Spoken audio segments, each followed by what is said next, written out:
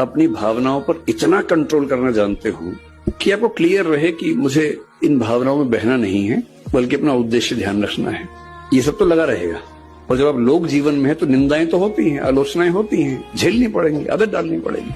और या फिर हम तुलसीदास जी की तरह इस बात पर सीधे आ जाएं, हानि लाभ जीवन मरण जस अपजस विधि हाथ, कि हानि होगी या लाभ होगा, जिएंगे या मरेंगे, यश होगा या अपयश होगा, ये नियति के हाथ में है, मेरे हाथ में नहीं है। तो अपयश हो रहा है तो हो रहा है, कभी यश भी हो जाएगा, ऐसा क्या है। पर ये कहना बड़ा आसान है, इसको जीना बहुत मुश्किल है। कहना तो बहुत आसान है, मैंने कहा, आपने सुना, तालियां बज गई, मजा आ गया। और जब अपयश होता है ना, तब ये याद नहीं आता है। उस समय तो दिल की धड़कनें बढ़ जाती हैं, बीपी बढ़ने लगता है, बेचैनी होती है, एंग्जाइटी होती है, नींद नहीं आती है, और पता नहीं क्या क्या होता है।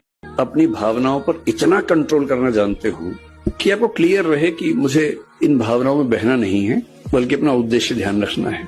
ये सब तो लगा रहेगा।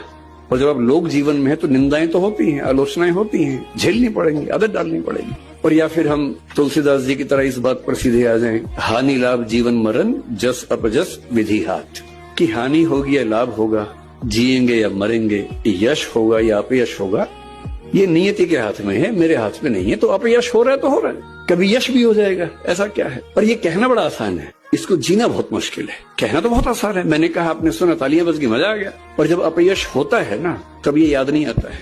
उस समय तो दिल की धड़कनें बढ़ जाती हैं, बीपी बढ़ने लगता है, बेचैनी होती है, एंग्जाइटी होती है, नींद नहीं आती है, और पता नहीं क्या क्या होता है।